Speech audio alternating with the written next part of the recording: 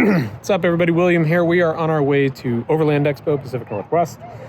And I just wanted to make kind of another quick insider video about things that we use on the Opus. So, OP15, again, this is a 2027 prototype, which we can now talk about. This has a really cool system for water. So we're out here in a campground. We're just heading over to Redmond here in a couple days. But I wanted to talk about how we manage water. Now, on the OP15, you have not one, but two water tanks. So you've got one in the rear and one in the front. Now, what we do, sun. So what I like to do, just in order to manage the water, because you have the two tanks, and I didn't think about this until we got a trailer. This is our first travel trailer. We've been in a Sprinter, we've been in an RV, so this is our first travel trailer. Now, when you're towing, you kind of want to keep the weight in front of the axle as opposed to behind it back here.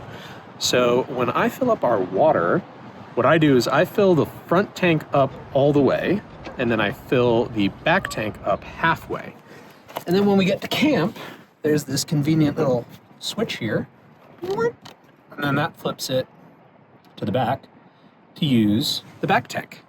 So when we're at camp, we're using the back tank, and we never go through all the water. This thing holds 63 gallons of fresh water between the two tanks, and a half a tank usually gets us like 3-4 days, because we really only use that water for like cleaning dishes, running the bathroom, showers if we need them, things like that.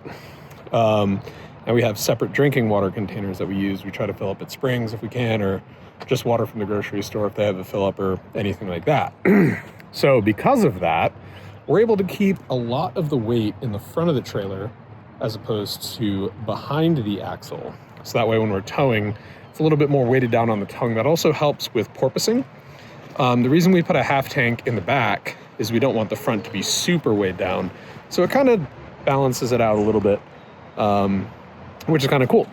So that was something I didn't even think about until we got the travel trailer. And now that we have it and now that we use it, it's kind of funny that that's an added benefit, I guess we'll call it, of this trailer. Again, this thing is meant to be taken off-road, knobbly tires, lots of suspension, lots of clearance. As you saw under the tanks, it's got protection, so it's got undercarriage protection on the tank, so you're not going to hit anything. Also, if you see right here, this is actually where the black tank is, and it's got a little latch and hatch on it made out of diamond plate. So as you're off-roading, in case a rock is there, you're not going to break your black tank valve off, which would be kind of a bad day for everyone. Mostly the environment, but anyway. So it is ruggedized, it is meant to be taken off-road when you balance those water tanks so it's not porpoising and you're kind of got weight on both ends of the trailer. It tows exceptionally well. You've seen in other videos where we've been towing this thing in crosswinds and all that. And we've just had an absolute delight with it. We're almost at 4,000 miles, and we've only had it since April. So we've been doing a lot with this one, but anyway, just another cool feature on the OP15. We're going to do a walkthrough video next, so keep your eyes out for that. And if you have any questions, comments, thoughts, suggestions, whatever, we're here to communicate. We're here for the community, so reach out. Description, everything below. Like, subscribe, share. You know what you're doing.